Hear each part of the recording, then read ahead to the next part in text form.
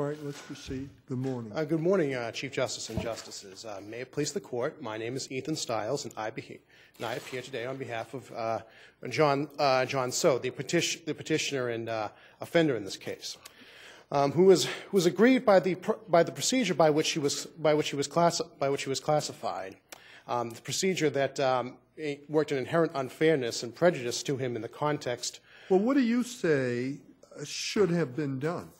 Well, Mr. So below argued that while his criminal case was pending, that his classification hearing be stayed until the outcome was known.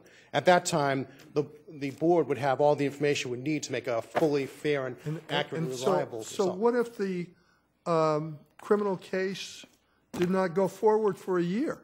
Well, it didn't in this case. It took about a year after the hearing to resolve. So if that wasn't a practical solution, then there are other solutions that could have been employed that would have protected his rights. For example, they could have they could have said, okay, we have an index offense. This is reliable. We'll classify you on that. And if you're found guilty of stuff later, we'll come back and reclassify you, as they have that right under their reclassification statutes, and the appeals court said as much in Doe 6904, I believe, last year. What if he wasn't convicted? Well, could they still use the same information? Well, that's the case. That's the case here. At least of all, but the most minor of the offense, he was not convicted, and so at the very least, he should have the opportunity to come back and say, okay, now I'm no longer burdened by this criminal trial. Well, yes, he is, because he's facing only the use of evidence that needs to be established by a preponderance of the evidence. Yes, but he has the right. But he does not lose the right to challenge that evidence, except when they're proceeding pretrial, and his own defense in the criminal trial, where he's facing severe consequences, is jeopardized. I mean, if, essentially he's faced with a dilemma. Does he try to challenge these allegations now and risk having that come back to haunt him when he finally goes before a jury? Or does he keep silent and accept his fate, which is pretty much set in stone here? Would you agree? I hear what you're saying, and it's not that point, but I just wonder if your second alternative, that is, your first alternative, they stay it, and they wait until the criminal charges are resolved. And they are resolved as they were in this case. But at that point, could not the board use that information even though there was acquittals? I mean, isn't that the import of the 2012 appeals court decision? That's a very interesting point, because I didn't have it available to me at the time when I originally filed the brief, but it was Doe 16748, if I'm not transposing the numbers, back to 2012, where the appeals court said that the board can only reclassify on the basis of a sex offender, on a new sex offender case. Right. I'm not talking. What I'm talking about is, I think they had a decision saying that when they are classifying. Not reclassifying, but just classifying. And there's information that there may have been a trial in which the sex offender was acquitted of some charges and convicted of others. I think what the appeals court said was that it was all right for the board, the hearing officer, to look at the factual allegations, even though there was an acquittal. And if he or she found them credible, they could be used as part of the classification. Yes, classification. Well, if that is the case, the board has to consider both sides of the equation, not just the facts that would say that this allegation is reliable, because they're still allegations. They're not, unless the jury's found them guilty, they're not unchallengeable. But they also have to consider what does the offender have to say? What evidence can he produce that shows that they're not? That's where the timing matters. Yes, because here he's pretrial. He's got many concerns on his mind, and when he starts summoning in witnesses and documents, all of a sudden his trial strategy is out of the bag. He has to make important decisions. Does he want to testify? Does he want to deny the allegations, to challenge? You say, no, I wasn't here on that date. No, that didn't happen. or does he, or as there's a factor that says, does he want to express his remorse? We have a case from 1976 called Rubera versus the Commonwealth in the context of probation hearings, addressing precisely that question, and citing cases from all state and federal court cases from all over the country, said that dilemma does not require a suspension of the proceeding until the resolution of the criminal case. Has the law changed in the last 35 years in that regard? Well, this is not the same sort of proceeding as a probation surrender, and they are not exact. The board would argue so, but there are differences between them. I mean, the first difference is that when a defendant is put on probation, he implicitly accepts the restrictions on him if that a new charge is going to arise, that he has a more limited right to hear it.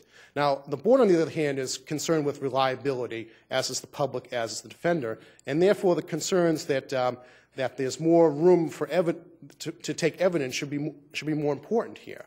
And the consequences of the classification are arguably more severe and certainly more long-lasting in many instances than the probation violation, whereas a probationer may have his probation extended or may be revoked, he may have to go to jail.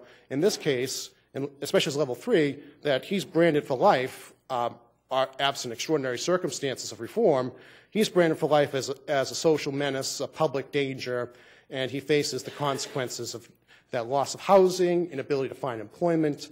So essentially the stakes here are greater, and we didn't have sex offender registries back in 1976 or things along those lines. So I don't think the probation analogy is the apt one in this case. May I give you a different analogy then? Please. With the juvenile court dealing with child abuse, a parent could be charged with the crime of child abuse, and also the child could be the subject of a care and protection proceeding.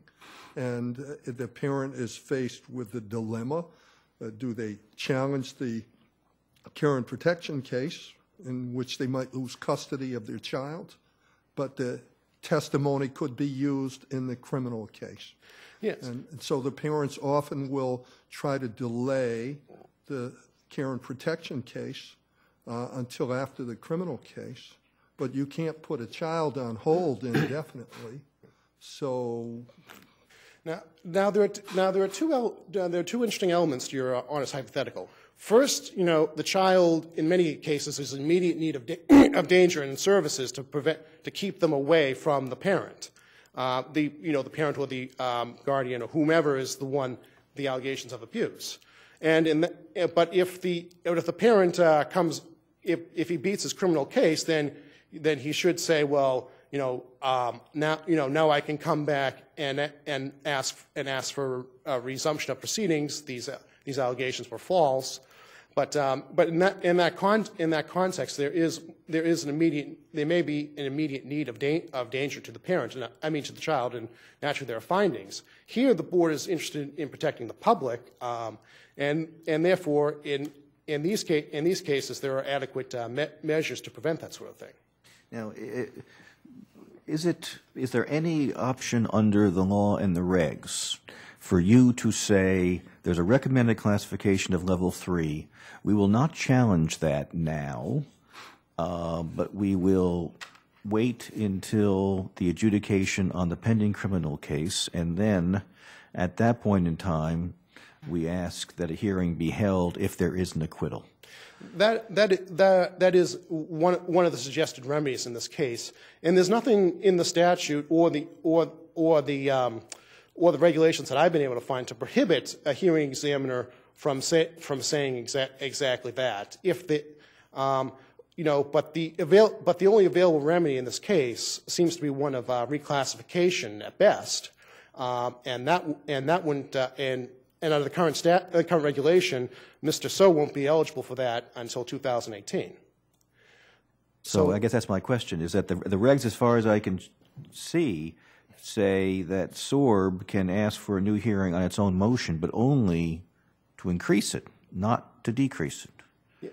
And that's the only time that there will actually be a hearing. Whereas if he moves for reclassification, and assuming he's not summarily denied, because they would say something like, "Oh, you had the opportunity to challenge it then and you didn't, and therefore you've waived it," or "You haven't had the 5 years," or whatever excuse they use. Nonetheless, he doesn't have the right to a hearing. He can submit whatever documentation, but he won't have the right to produce witnesses. There'll be, there's not a real looking at the credibility of the witnesses as the jury had in this criminal case. So really, he is prejudiced, and there's nothing in the regulations that says that the hearing examiner can't say, "Okay, we'll classify you based on the index offense solely," or "You can come back if you win at trial, and we can revisit this in a real hearing." Well, is there a balancing that needs to take place here? Wayne, the dilemma faced by the petitioner against the likelihood that he may in fact do something, what his most recent conduct has been, and the risk that he poses to the public. Isn't there a balancing that should take place on the question of whether or not there should be a suspension of the proceedings until the criminal case is resolved? Yes. I mean, now, in this particular case, well, if the proceedings were suspended, it doesn't necessarily mean that Mr. Doe is out free in the community, can do with whatever he wants. He still has conditions of bail on the criminal case, which include GPS monitoring and stay-away orders, and that's in the record appendix, by the way. So at the very least, that there is some way to pull him back. He's not just left free on his own devices to do with whatever he pleases. So I think that would be I think that there has been a balance here between the public's need for protection versus So's need to be able to challenge this. But why was the balancing that was done by the hearing officer here an abuse of discretion? Well, there was no balancing. She just said, this is a danger. We can classify him now, so we're going to do it. And nothing was, and she said nothing about the pending criminal charges except just to note them. And she even went further by saying, well, even if these allegations weren't here, I still would have found him a level 3 to try to insulate her opinion from appellate scrutiny. And I would suggest that is clearly improper, and if this case should be remanded, then another hearing examiner should look at the matter. But there was no balance test done. Why is it improper unless the hearing officer was not being candid? Well, and how do we know that she wasn't being candid? Well, I think the very language speaks for its place, speaks for itself. Judges do that all the time. They say, I win. I mean, I find it on ground 1, but I also find it on ground 2, and I also find it on ground 3 in case the appeals court or the SJC views the law differently on 1 and 2. We don't generally view that to be improper. We generally view that to be prudent. But in this case, she's trying to, she's already gone through and treated these allegations as fact in every way. She's listed what factors they apply to, how awful they are, what the dangers involved are, and then she goes and says, I still would have found the same if I didn't consider them, which is frankly disingenuous. And therefore, it shouldn't become an issue because because first the hearing examiner has to find allegations reliable, and then she can consider them for what they're worth. So in the present context, we are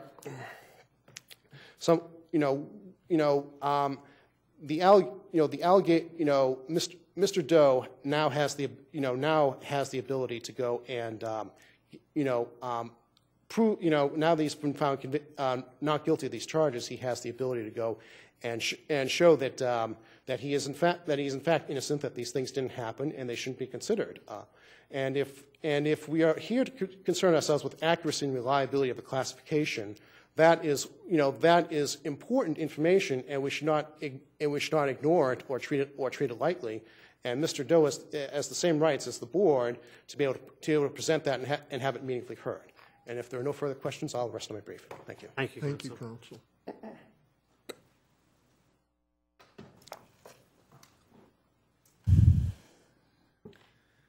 Good morning, Your Honors.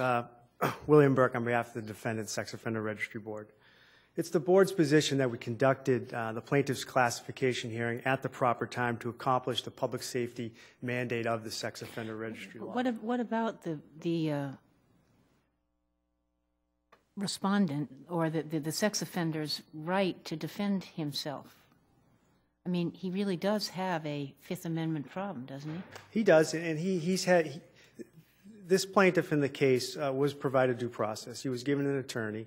He was allowed to present evidence. Well, he did not testify in this case. Well, is that surprising?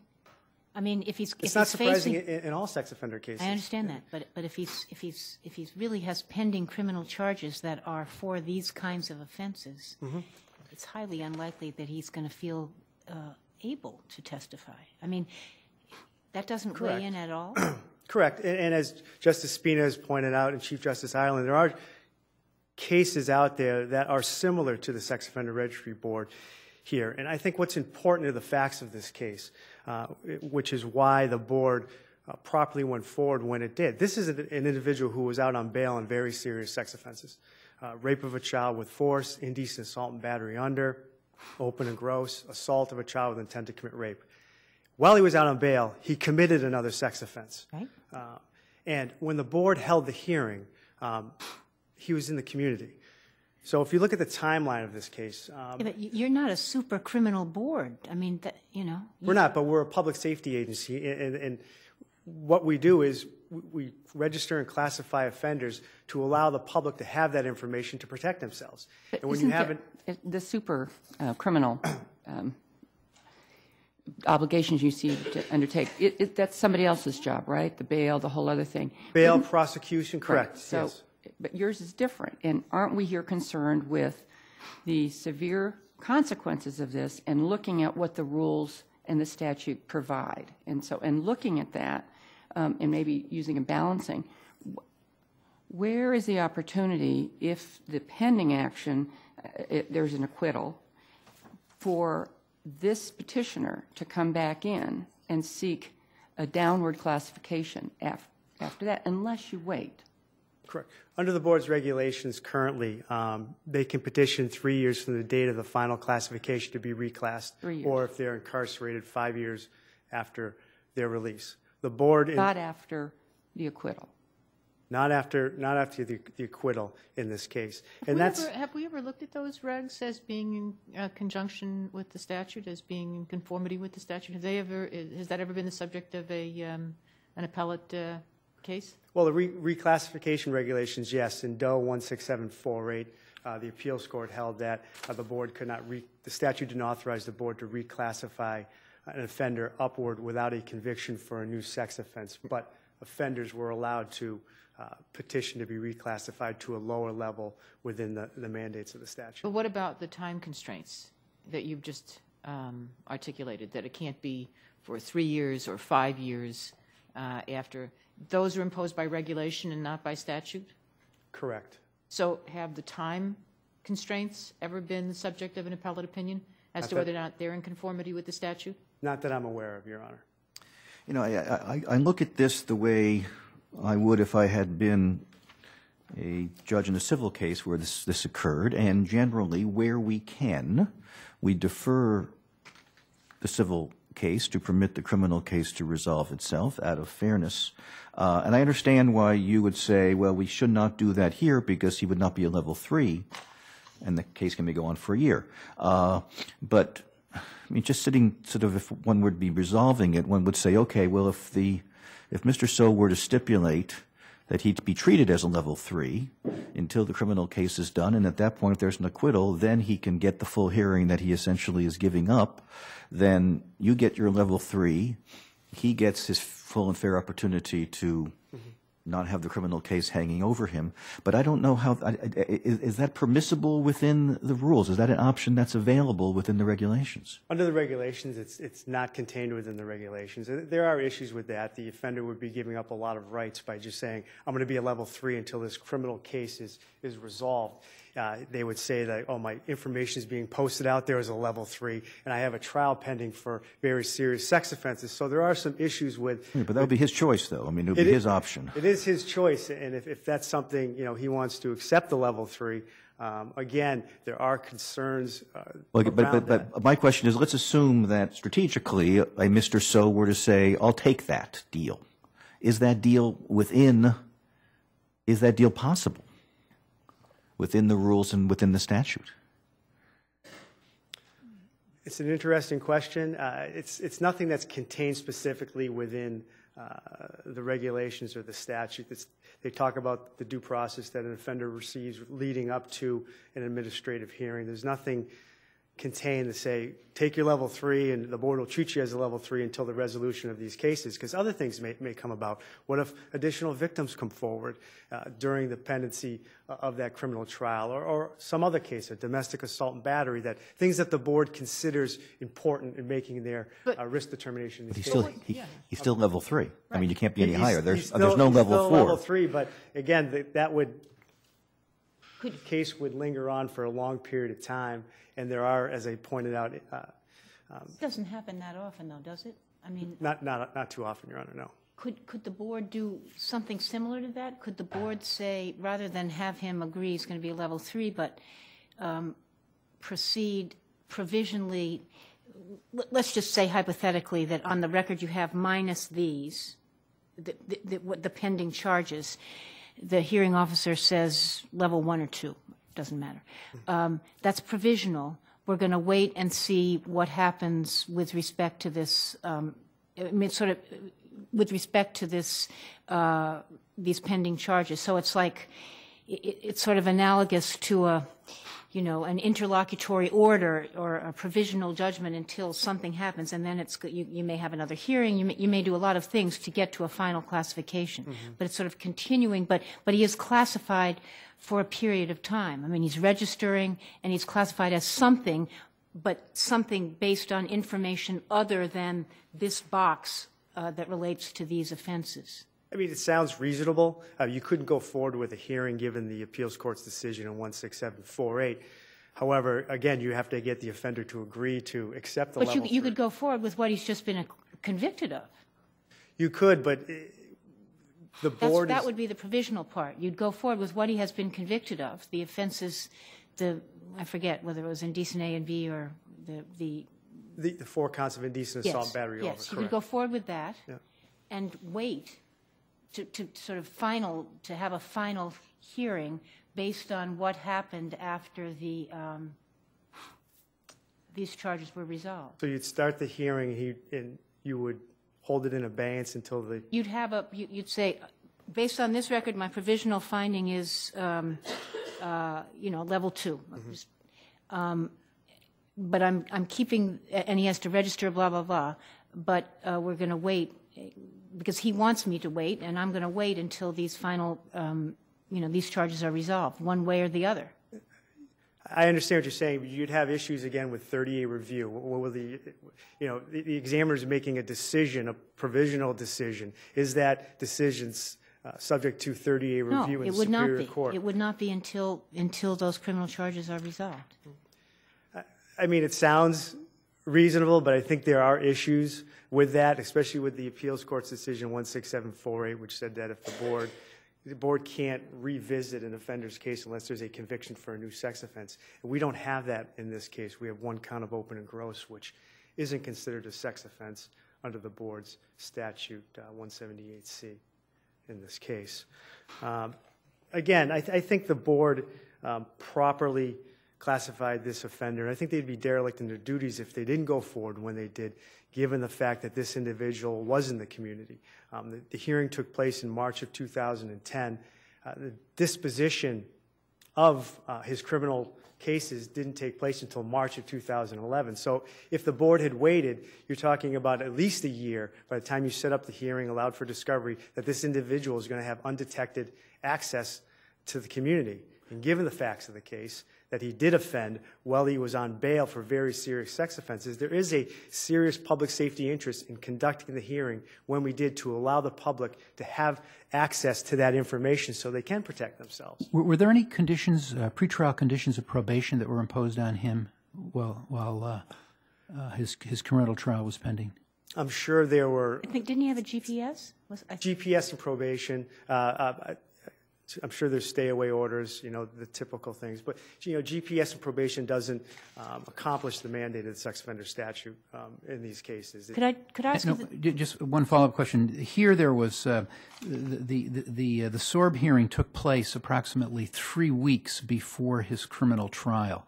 So why couldn't Sorb have accommodated a request to wait 3 weeks to see what the outcome was? Well, I think it states that, but I think it was the administrative hearing took place in March of 2010. The disposition of the criminal trial was in March 2011, so it was actually a year. It wasn't 3 weeks. Oh, okay. So there was a large gap of time between the administrative hearing and the disposition of the criminal trial, so it wasn't 3 weeks. Okay. If, taking your view, and at some point, Mr. So can challenge his classification and say, I was acquitted of these charges, and et cetera. Would the board be able to look at the underlying factual allegations? Yes, it would. And this didn't the appeals court just decide that? I don't know about the appeals court, but this court on many occasions has decided that in Doe 1211. Even with an acquittal? We have said that with an acquittal? With sexual misconduct, not even charges. I understand that. I'm just wondering about an acquittal. Off the top of my head, I don't have the case that, but I think they have. With continuances without findings and other types of cases, this court has held that, you know, the board can consider that information because the regulatory factors look at behavior. And again, the analysis that the hearing examiner has to make is going to be the same when they conducted the hearing and even after the disposition of the criminal trials, because they're going to look to the reliability of that report. And that report was extremely reliable in this case, given the detail that the victim gave to the police about the abuse that occurred for a 7-year period. There's also, which also makes reliable this report, the fact that she told the police the internet sites that he was looking at, and there was a forensic analysis done on that, his computer, which supported what the victim was saying. So I think the police report... The problem with that, of course, is that he was found not guilty. He was found not guilty, but the same analysis that the hearing examiner made for the reports has to be done, even if he was found not guilty. There still has to be that reliability determination made, you know, at the administrative hearing, given that it's a preponderance of the evidence standard in these cases. Although you can't take too much inference from the fact that there are pornography sites on his internet, since about 20% apparently of websites are pornographic. So any random person, you are correct, apart from this bench, may very well have. And you are correct. However, I think what's concerning is what the websites were in the age of the victims. You have a 16-year-old victim that he actually did assault, and his stepdaughter, the age of the stepdaughter. If you look at the websites he was visiting, that's extremely concerning in these types of cases, Your Honor.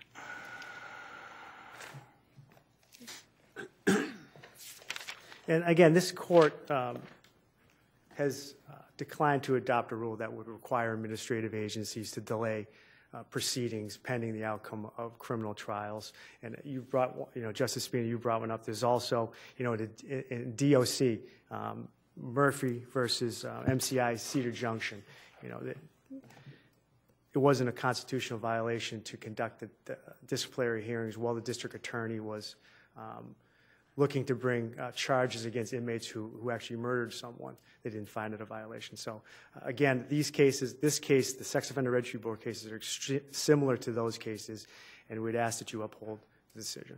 Is there any other questions? No? Thank you.